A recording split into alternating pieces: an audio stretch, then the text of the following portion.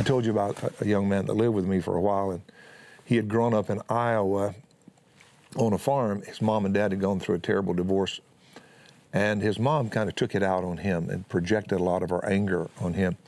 She would not let him stay in the house at night. She made him live in the barn. He was just a kid. I mean, he's like 5, 6 years old. And he would have to get under the heat lamp where the chicks were to stay warm enough to survive.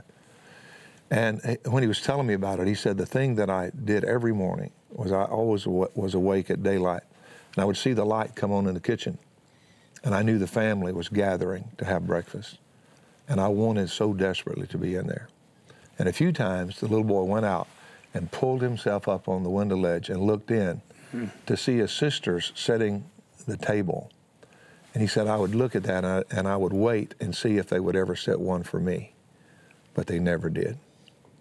And I thought when he told me that story, that's what all of us feel like as it relates to God. It's like, I want so desperately to get in where Jesus and the Father live, where Jesus is enjoying the Father and the Father's enjoying Jesus. Could I ever get back in that house? Could I ever get there? What would it take? And it really makes you vulnerable when that's such a drive in you, because some cult leader can come along and say, do this, and you'll do it because you want to. But the good news is that Jesus came as our Adam, as our representative. On the cross, he took our, I made up a word, orphanity. He took our orphan mindset. He cried, my God, why have you forsaken me? He took our place outside the garden so we could have his place inside with the Father. And isn't it interesting, when we close the Bible, the book of Revelation, it all ends back in the garden. And that's been the whole story. Adam and Eve, God's people that he created to enjoy him, to subdue the earth in partnership with him, the whole story of their fall and then the return.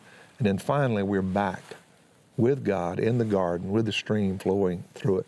Beautiful picture of what the gospel is. It's an announcement that God has done everything that needs to be done to get you in that place where you are enjoying God the way he designed you to enjoy him.